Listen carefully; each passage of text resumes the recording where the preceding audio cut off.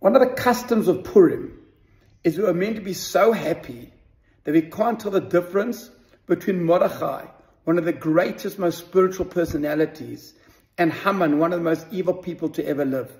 Now, I could talk a bit from personal experience that even with a fair amount of l'chaim, a fair amount of alcohol, even then you can always tell the difference between total evil and total goodness.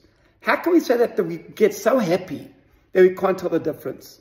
And Chassidus explains the most unbelievable concept. It's not that we can't tell the difference between the two personalities, but rather that those two personalities live inside of us.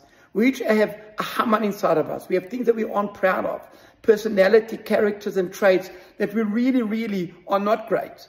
And we all have Mordechai moments inside of us, things that we are totally proud of.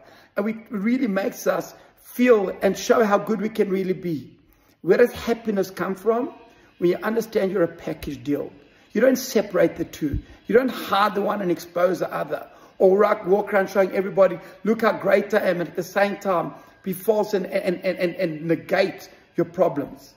How does happiness come? When you accept yourself as a total package. You can't tell the difference between the two. You say, you know what? This is who I am. I'm going to capitalize on my good. I'm going to work on my challenges. And when you're prepared to accept yourself for who you are, that is happiness.